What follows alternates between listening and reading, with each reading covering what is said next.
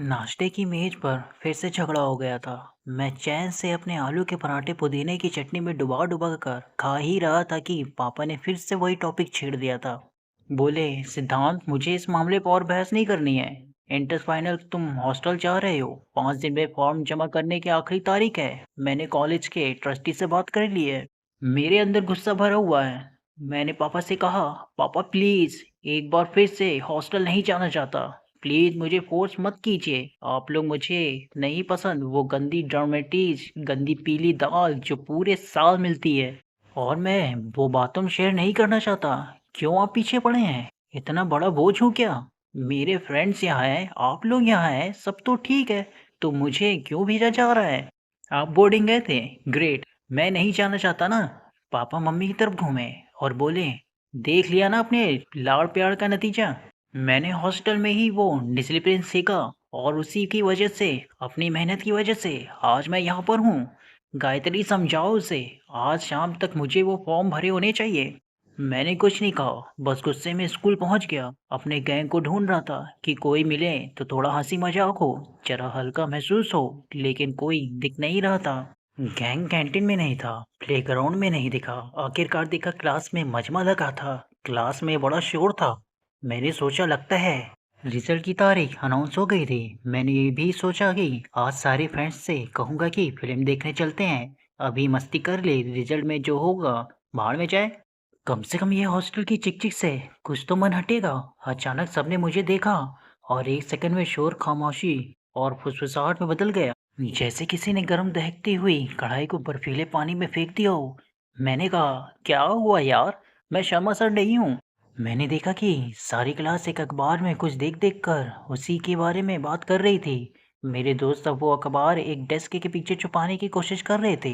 मुझे समझ नहीं आया कि ये क्या गोरख धंधा है, ये क्या हो रहा था। ये मार्च के महीने में अप्रैल फूल जैसा सीन तो नहीं था। मैंने कहा, क्या छुपा रहे हो यार? मेरे पहले प्यार एंजेला जोली की तस्वीर छपी है क्या? कोई पेपर देने को राजी ही नहीं हो रहा था। आखिरकार मैंने खुद ही जाकर एक दोस्त के हाथ से अखबार छीन लिया।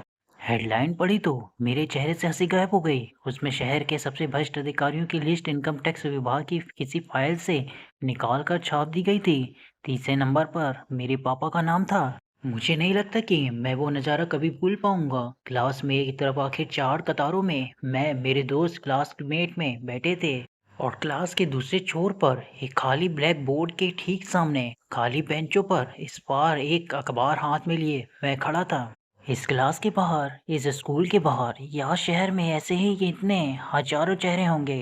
मेरे परिवार पर हंस रहे होंगे, गुस्सा कर रहे होंगे। मेरे पापा का नाम शहर के सबसे भ्रष्ट लोगों में था। कई मिनटों तक मेरे पाँव ही वहां से नहीं हिले, जैसे मैं लोहे का एक पुतल बन गया था और जमीन एक विशाल चुंबक। मेरे हाथ कांप रहे थे, मुझे चक्कर आ रहा था। दादाजी का चेहरा मेरी आंखों के सामने घूम रहा था। वही दादाजी जिन्होंने सिखाया था कि किसी का 1 रुपया भी अगर गलती से पास रह जाए तो उसे वापस करो, ईमानदार बनो, अच्छा इंसान बनो। मैं धीरे धीरे चलता हुआ क्लास के बाहर निकला। ऐसा लग रहा था कि मेरी पीठ में हजारों तलवारें, तीर, भाले एक साथ घुसे जा रहे थे। असल में ये मेरे दोस्त की नज़रें थी, जो मुझे क्लास से निकलते हुए देख रही थी। वही नज़रें जिसमें मैं आज गिर गया था और एक बेईमान आदमी का बेटा रह गया था।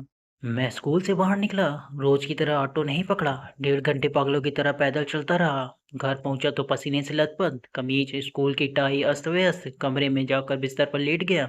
पता ही नहीं चला कब आंसू निकल पड़े। फोन पर एसएमएस आया, मेरी गर्लफ्रेंड अंजलि का था। वो मुझे मिलना चाहती थी। मैंने फ़ोन किनारे रख दिया। महँगा था फ़ोन, 30,000 रुपए का। पापा ने पिछले जन्मदिन पर तोहफ़ा दिया था। आज इस फ़ोन को छूने की हिम्मत नहीं कर पा रहा था। 3 घंटे वैसे ही पड़ा रहा, फिर अचानक उठा और पापा की स्टडी में चला गया। एक बदहवास घोची कुत्ते की तरह कुछ ढूंढ रहा था मैं। शाम को पापा वापस आए। घर पर सब ऐसे बन रहे थे जैसे कुछ हुआ ही नहीं था। मैं वापस अपने कमरे से कागज के 2 पन्ने लेकर पापा की ओर बढ़ा। पापा ने कॉफी किनारे रखी और बोले, हाँ, भर दिया बोर्डिंग का फॉर्म? चलो कल भिजवा देता हूँ। ये लो 5,000 रुपए, हॉस्टल के लिए शॉपिंग कर लेना। मैंने कहा, पापा ये हॉस्टल का फॉर्म नहीं, कुछ और ढूंढ कर लाया हूँ आपके कमरे से। ये आपकी सैलरी स्लिप है। इसमें लिखा है कि आपकी तनख्वाह 30,000 रुपए है। तो हमारे पास ये सब कहाँ से आया? कैसे बताऊँ आपको कि वो लम्हा क्या था? 14 साल के एक बच्चे ने अपने पिता से ये पूछने की हिम्मत की थी कि अगर उनकी तनख्वाह 30,000 रुपए थी, तो सारा ऐशो आराम कहाँ से आया था? पापा ने सैलरी स्लिप हाथ में ली और अपने कमरे की ओर चले गए। मम्मी अब तक किचन से बाहर आकर खड़ी हो गई थी। गुस्से में तमतमाती हुई बोली, सिद्धांत, तुम्हारी हिम्मत कैसी हुई अपने पापा से ऐसे बात करने की? तुम्हें इतने बड़े हो गए हो कि पापा से सवाल जवाब करने लगे? उन्हें शायद विश्वास नहीं हो रहा था कि उनका शर्मीला छोटा बेटा कभी इतने कड़वे सवाल कर सकता है। नौकर एक कोने में दुबक गया और बार बार वही सब्जियां धोने लगा। क्या मेरे अलावा सभी सन का ही सच्चाई को जानते थे? अचानक घर में गहरी खामोशी छा गई थी। मम्मी के फेवरेट सीरियल के बीच में टीवी बंद हो गया। सब्जी धोते धोते नल खामोश हो गया। किचन में बर्तन का शोर थम गया। दूर किसी मोबाइल फोन की घंटी बजी। किसी ने ध्यान नहीं दिया। मैं अपने कमरे में गया और अंदर से दरवाजा बंद कर लिया। 2 घंटे और बीत गए, किसी ने मुझसे कोई बात करने की कोशिश नहीं की। नौकर आया और खाना चुपचाप मेज पर रखकर चला गया, जैसे वो एक गार्ड हो और मैं सॉलिटरी कन्फाइनमेंट में एक अकेले कमरे में उम्र कैद भोगता वो कैदी जिससे बात करने की उसे इजाज़त न हो। अंजलि का बार बार फ़ोन आ रहा था। मैंने नहीं उठाया। देर रात कोई ज़ोर से मेरा दरवाज़ा भड़बड़ाने लगा। दरवाज़ा खोला तो मेरा बड़ा भाई था। अभी अभी बाहर से आया था। उसने अपना बैग मेरे बेड पर फेंका और गुस्से में बोला, तू अपने आप को समझता क्या है, हाँ अपने आप को? पता लगा मुझे भी। तूने आज क्या नाटक किया है? पापा से ऐसे बात करने की तेरी हिम्मत कैसे हुई?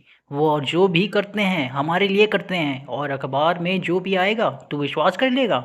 इतनी मेहनत करते हैं पापा ताकि हम लोग आराम से रह सकें। ये जो तू रात भर फ्रेंड से बातें करता है, ये जो तू ब्रांडेड कपड़े पहनता है, हर हफ्ते अंजलि के लिए गिफ्ट लाता है, ये जो दोस्तों को जो तू फिल्में दिखाता है, ये जो महंगा फ़ोन इस्तेमाल करता है, इसके पैसे कहाँ से आते हैं? ना जाने मुझे कहाँ से उस वक्त बड़े भाई को जवाब देने की हिम्मत आ गई। उस भाई को जवाब दिया मैंने, जिसके सामने मेरी जुबान कभी नहीं खुलती थी। मैंने कहा, अगर मुझे पता होता है कि ये पैसे बेईमानी के हैं तो मैं कभी इस्तेमाल नहीं करता इन चीज़ों को। तुम्हें तो पता था ना? भैया ने आंख भरी नज़रों से मुझे देखा और इतनी ज़ोर से थप्पड़ रसी दिए कि मैं बिस्तर पर गिर पड़ा। मेरा अपना घर अचानक मेरे लिए अनजान लोगों से भरा हुआ एक मोहल्ला बन गया था। रात बीत गई। पापा से मेरा सामना नहीं हुआ। शायद उन्होंने मुझसे इस बारे में बात करने की ज़रूरत ही नहीं समझी। पता नहीं उनके मन में क्या चल रहा होगा। अगली सुबह पापा जल्दी ऑफिस चले गए। मैं नाश्ते की मेज़ पर बाहरी महसूस कर रहा था। मम्मी और भैया ने कुछ नहीं कहा, जैसे मैं वहाँ था ही नहीं। हाँ, माँ का दिल आखिर माँ का ही होता है। मेरे खाने की फिक्र भी थी। नौकर से बीच बीच में कह रही थी कि मुझे टोस्ट और दे दे। भाई ने तो मेरी तरफ देखा ही नहीं। शायद पिछली रात को ज़िंदगी में पहली बार झापड़ का गोल्ड मेडल देकर और खातिर ना करना चाह रहा हो। शायद उन दोनों ने पहले से ही प्लान तय कर लिया था। मम्मी ने गला साफ करते हुए कहा, बेटा, पापा बड़े दुखी हुए तुम्हारी बात सुनकर। बोले, मुझे यकीन नहीं होता कि ये सिद्धांत ऐसा कह सकता है। उन्हें बहुत तकलीफ पहुंची है। आज शाम जैसे ही घर आए उनसे सॉरी बोल देना, फिर सब ठीक हो जाएगा, ठीक है? मुझे यकीन नहीं हुआ। रात भर मैं मंथन करने के बाद ये योद्धा बस यही इलाज निकाल पाए थे कि मैं पापा से माफ़ी मांग लूं। मैं भी अड़ियल था, बिना कुछ कहे उठा, बैग उठाया और स्कूल को चल दिया। लेकिन वो रास्ता भी ऐसा था जैसे अकेलेपन के एक जंगल से दूसरे जंगल में जा रहा हो। रास्ते में कोई अखबार पढ़ता दिखता तो यही लगता कि पापा की तू कर रहा हो। स्कूल पहुंचा तो यूं महसूस कराया गया कि जैसे मुजरिम कचहरी में दाखिल हो रहा हो। सब दूर दूर से मुझे देख रहे थे। इतना अकेला मैंने शायद आज तक कभी महसूस नहीं किया था। मैंने अपने सामने चेहरों की भीड़ को घबराते हुए देखा। ऐसा लग रहा था कि कुछ तो मुझे धिक्कार रहे थे, मेरा मजाक उड़ा रहे थे और कुछ मेरी किस्मत पर अफसोस कर रहे थे। बस एक ही लड़का था जो मेरे पास आया, मेरा बेस्ट फ्रेंड अभिषेक। कुछ बोला नहीं, बस बेंच पर बगल में बैठा रहा। मुझे मालूम था उसके मन में भी वही सवाल चल रहे थे जो मेरे मन में थे। मैंने चैन की सांस ली जब मुझे दूर से अपनी गर्लफ्रेंड अंजलि आती दिखाई दी। मैंने कहा, अंजलि, बाय गॉड तुम हो। सारे, मैं तुम्हारा फ़ोन। अंजलि ने एक बैग बीच में पटका और बोली, ये सारे गिफ्ट हैं जो तुमने मुझे दिए थे। कोई और लड़की ढूंढ लेना जिसे तुम अपने पापा की ली हुई घूस खरीद कर गिफ्ट दे सको। कितनी आसानी से टूट जाता है सब एक दिन में। पिछली सुबह और आज की सुबह में ज़मीन आसमान का फ़र्क था। 24 घंटे के अंदर मैं समझ ही नहीं पा रहा था कि मेरे प्यारे पापा कहाँ गुम हो गए। मेरी गर्लफ्रेंड ने मुझसे रिश्ता तोड़ लिया था और अपने दोस्तों के लिए मैं रातों रात एक अजनबी बन गया था। मैं स्कूल से निकल गया और सड़क पर चलने लगा। चारों ओर ट्रैफिक का शोर, फेरी वाले सब्जी, फल, रुमाल, प्लास्टिक के खिलौने बेचते हुए। कोई गाड़ी सड़क से बगल से निकल गई। ड्राइवर ने किसी तरह मुझे बचाया और चिल्लाते हुए चला गया। आंखें नहीं है क्या? आंखें हैं यार, आंखें खुली तभी तो सच देखा। लेकिन अब क्या करूं इन आंखों का और इस सच का? क्या करूं अपने आप का, जो ना एक बेईमान बाप का बेटा होकर रहने को राजी है, ना अपने पिता की तकलीफ देखना चाहता है। अगर कोई ईमानदार इंसान होता तो शायद सीधे पुलिस स्टेशन चला जाता, इनकम टैक्स वालों को फ़ोन कर देता, उसी अखबार के ऑफिस में घुस जाता जिसमें मैंने वो खबर पढ़ी थी। लेकिन मैं ईमानदार नहीं था। पापा की बेईमानी के पैसों से मज़े जो कर रहा था, इतने साल क्यों नहीं पूछा था। कभी मैंने खुद से की, जब वर्मा अंकल और पापा साथ साथ काम करते हैं एक बराबर की पोस्ट पर, तो वो छोटी गाड़ी से क्यों जाते हैं और हमारे पास कैसी बड़ी कार है। सच कह रहा था वो नाराज ड्राइवर। आंखें नहीं है मेरे पास। पता नहीं चला कि कब मैं चलते चलते उस घर के सामने पहुंच गया जहां बचपन में आम खाए थे और गिल्ली डंडा खेला था, जहां रात को पंचतंत्र की कहानियां सुनी थी और एक बुजुर्ग के पांव दबाए थे। हाँ, मैं दादाजी के घर पहुंच गया था। अंदर जाते ही उनकी गोद में सर रख दिया और बेतहाशा रोने लगा। दादाजी तक खबर पहुंच गई थी। मेरे बालों में उंगलियां फिराते हुए बोले, सिद्धांत, अब तू जान गया है बेटा कि मुझे पापा के घर में रहना क्यों पसंद नहीं था। उनकी गाड़ी में कभी क्यों नहीं बैठा हूँ, उनके साथ कभी छुट्टियों पर नहीं जाता हूँ। कायर हूँ बेटा, अपने बेटे को पुलिस के हवाले करने की हिम्मत मुझ में नहीं है। बस उसकी बेईमानी से मुंह मोड़ कर जी रहा हूँ। उस दिन घर पहुंचा तो शायद मम्मी ने यही सोचा होगा कि अब अकल ठिकाने आ गई होगी। मैं किसी से कुछ बोले बिना अपने कमरे में वापस चला गया। घर में अब भी मातम का माहौल था। हालांकि मम्मी और भैया कुछ हल्की फुल्की बातें कर रहे थे, जैसे कि किसी की मौत के 10 दिन बाद धीरे धीरे समान जीवन की ओर आने का नाटक करने लग जाते हैं, स्मार्ट टॉक करने लग जाते हैं। लेकिन मेरे अंदर जिसकी मौत हुई थी, उसका गम इतना आसानी से सामान्य होने वाला नहीं था। हिंदुस्तान में करोड़ों ऐसे परिवार होंगे जहां बच्चे ये जानते होंगे कि उनके माँ बाप ने घूस से, बेईमानी से, दलाली से, चोर बाजारी से कमाई है। अपनी दौलत की ये जो बड़ा एलसीडी टीवी दीवार पर लगा है, ये उसी 1 लाख रुपए से आया है जो किसी लोअर मिडिल क्लास के पिता ने शायद अपनी बेटी की शादी के लिए बचा कर रखे होंगे और अब किसी की फाइल को आगे बढ़ाने में स्वाहा हो गए। वो नैनीताल और कश्मीर और बैंकॉक की छुट्टियां, उनकी मम्मियों के सोने के जेवर, नई चमचमाती गाड़ी जो उनकी आत्माओं को रौंद कर निकली और टायरों के निशान भी ना छोड़े। लेकिन क्या कर पाते होंगे वो बच्चे? क्या कभी सोचे होंगे कि किसी मजदूर के कलीजे से नोच कर लाई गई उनकी खुशियाँ घिन नहीं आती होगी? किसी 5 स्टार होटल से घुस के पैसे लिए गए कमरे में शावर के नीचे नहाने में गंदा नहीं महसूस करते होंगे? मुझे तो घिन आ रही है अपने आप से।